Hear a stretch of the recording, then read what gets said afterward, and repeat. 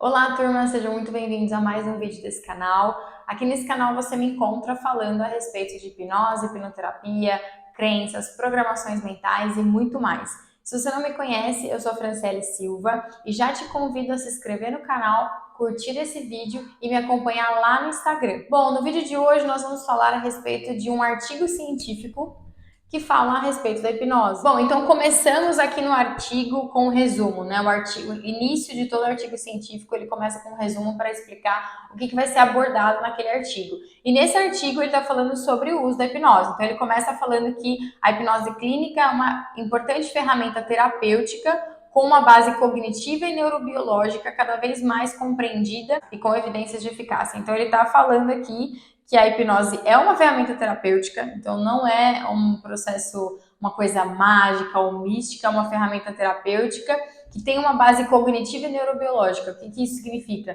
Que além dela trabalhar em questões cognitivas, né, no nosso cérebro, na nossa cognição, a nossa forma de encarar certas situações, de processar certas informações ali dentro da nossa mente, ele também vai ter alterações a nível neurobiológico. Então ele tem alterações fisiológicas ali no nosso cérebro que são perceptíveis, e é o que a gente vai falar um pouquinho mais à frente do artigo, tá?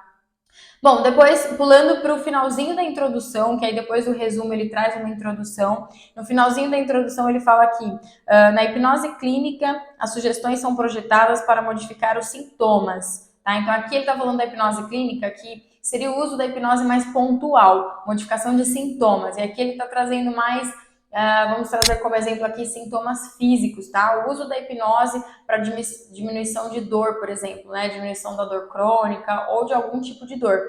E depois ele diz que enquanto a hipnose experimental, elas são usadas para modificar os processos cognitivos. Aqui, quando ele fala hipnose experimental, ele quer dizer, ele está falando mais do processo de hipnoterapia em si, que aí é o uso da hipnose para uma questão terapêutica e aí para trabalhar processos cognitivos, que aí, como eu falei no início, é a forma como a gente encara certas situações, é a forma como a nossa mente processa aquilo que a gente está vendo, aquilo que a gente está vivenciando. Então, quando ele fala da hipnose experimental, ele está falando da hipnoterapia de fato, com um potencial para modificar os processos cognitivos. E aí depois ele já vai para uma parte onde diz, onde tem como subtítulo a neurociência cognitiva da hipnose.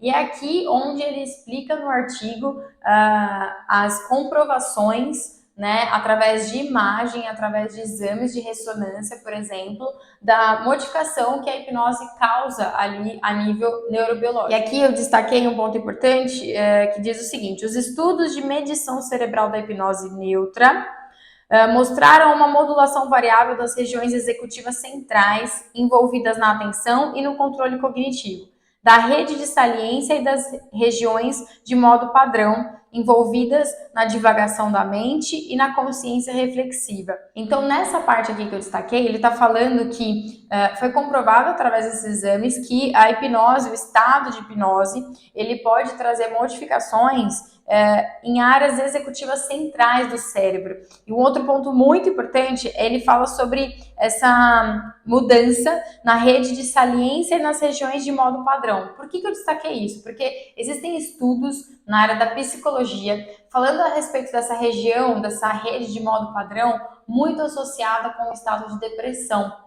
E a gente sabe que um dos processos que tem grande efetividade é no tratamento da depressão, que a hipnoterapia pode trazer grandes mudanças. Justamente pelo fato de ser comprovado que no estado de hipnose existem modificações ali visuais que conseguem ser obtidas ali através de exames na rede de modo padrão e no fato da rede de modo padrão estar envolvida com a depressão, né, que já existem estudos na área da psicologia que comprovam isso, tá aí uma explicação do porquê que a hipnoterapia acaba sendo tão efetiva nesses casos especificamente de depressão e em vários outros, né? Mas no caso da depressão é bem comum a gente presenciar os bons resultados através do processo de hipnoterapia. Bom, aqui ele traz um ponto que ele fala o seguinte: as sugestões contornam o sistema normal de monitoramento, entre parênteses, supervisão, e envolvem diretamente o executivo, entre parênteses, pré-cósmico. O que ele quer dizer com isso aqui, com essa parte?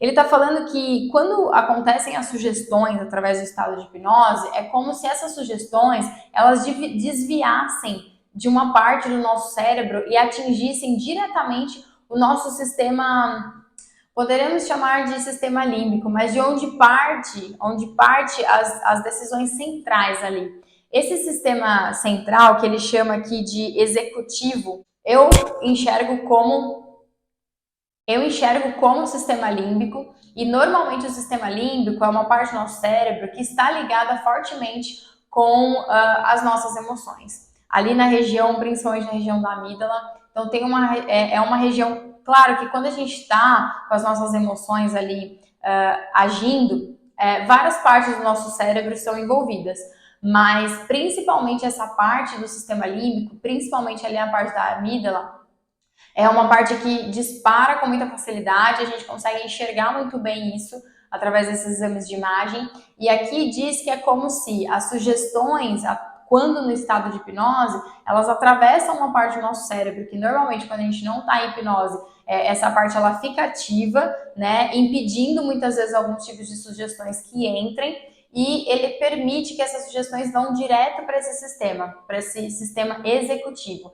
E é por isso que, através do processo de hipnoterapia, a gente consegue trabalhar diretamente na causa raiz de muitas demandas, porque a gente consegue acessar exatamente esse ponto, que é onde disparam muitas ações e muitos comportamentos.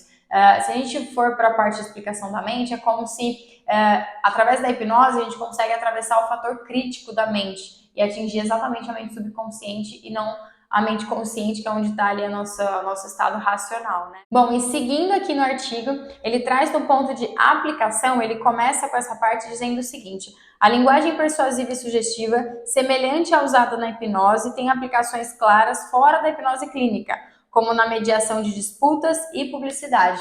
Aqui ele só está enfatizando que a questão da hipnose, ela passa por nós, né, no nosso dia a dia, na nossa vivência, em vários momentos. Aqui, mais uma vez, comprova que a hipnose não é algo místico ou fora ali do normal.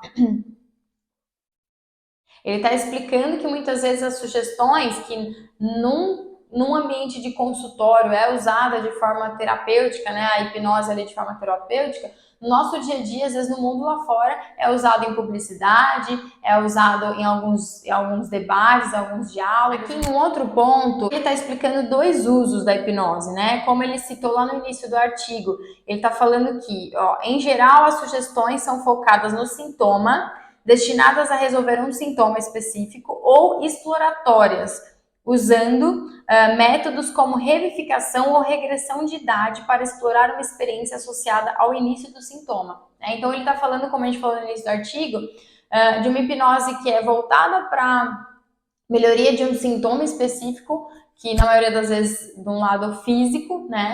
Ou um processo exploratório ou até de revivificação de um momento no passado. E aqui ele está falando sobre o processo de hipnoterapia, principalmente o processo que eu trabalho, né, na minha metodologia, que é o processo de regressão à causa, que é quando a gente vai em busca do início do sintoma. Então, existiu algo, algum evento, algo associado ali na memória do paciente, algum momento que ele viveu no passado, principalmente voltado para a infância, que disparou esse sintoma, né? Esse sintoma, ele vem com uma intenção por trás, muitas vezes com a intenção de proteção.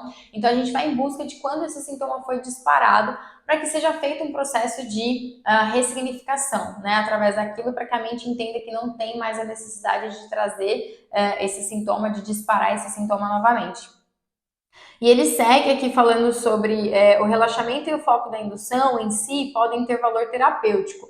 Então ele diz aqui que só o relaxamento proposto pela hipnose já traz uma sensação boa, e essa sensação boa ela já tem fim terapêutico, então ela já traz uma melhora. Só o estado de relaxamento proposto na hipnose, ele já traz melhoras, ele já tem fim terapêutico. Imagina ser feito todo um processo de terapia junto desse estado, então potencializa ainda mais o processo terapêutico, e é por isso que em muitos processos ele acaba sendo muito mais rápido o tratamento com a hipnoterapia do que outras abordagens, justamente pelo fato de trabalhar diretamente nessa causa raiz. E aqui um outro ponto extremamente interessante que ele traz no artigo, ao finalzinho dessa parte de aplicação, ele fala aqui: estudos controlados e randomizados mostraram efeitos significativos da hipnose administrada por áudio digital em pacientes ventilados em terapia intensiva, ou seja, na UTI, né? com redução do uso de ventilação mecânica e menor permanência na terapia intensiva. E redução significativa do uso de opioides no pós-operatório para dor após relaxamento hipnótico e analgesia durante a cirurgia.